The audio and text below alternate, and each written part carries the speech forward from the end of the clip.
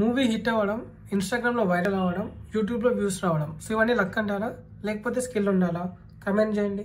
So దీనికి answer నేను P value అయితే చెప్తుంది. So welcome to day 16 of decoding data science. So P వాల్యూని అర్థం చేసుకోవడానికి ఒక ఎగ్జాంపుల్ అయితే తీసుకుందాం. రెగ్యులర్ గా మన TFIలో మూవీ రిలీజ్ వచ్చేసి ఫ్రైడే అయితే జరుగుతాయి. సో కొత్త స్ట్రాటజీ వచ్చేసి థర్స్డే రిలీజ్ చేస్తున్నారు. సో రెగ్యులర్ రిలీజ్ వల్ల ఫస్ట్ డే కలెక్షన్ వచ్చేసి 60 crores అండ్ ఈ కొత్త స్ట్రాటజీ అంటే థర్స్డే రిలీజ్ వల్ల ఫస్ట్ డే కలెక్షన్ వచ్చేసి 75 crores. సో ఇంక్రీజ్ కానీ జస్ట్ లక్ లో అవుతుందా లేకపోతే నిజంగా అవుతుందా? సో అది తెలుసుకోవాలంటే ఫస్ట్ మనం డేటా అయితే కలెక్ట్ చేద్దాం. సో నేను ఒక 100 మూవీస్ అయితే తీసుకుంటాను. అగైన్ ఇది మనకు హైపోథిసిస్ టెస్టింగ్ కిందనే వస్తుంది.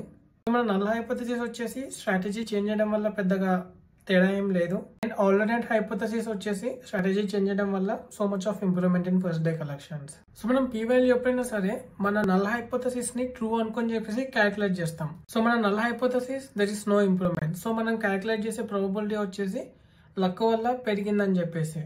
సో ఆ ప్రాబబిలిటీ ఒకవేళ 5% కన్నా తక్కువ ఉంటే దాన్ని మనం రిజెక్ట్ చేసి మన ఆల్టర్నేట్ హైపోథసిస్ ని తీసుకుంటాం.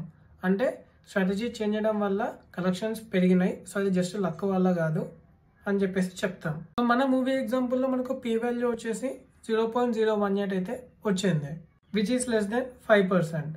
సో అందుకని చెప్పేసి మనం అది నల్ హైపోథసిస్ ని రిజెక్ట్ చేస్తాం.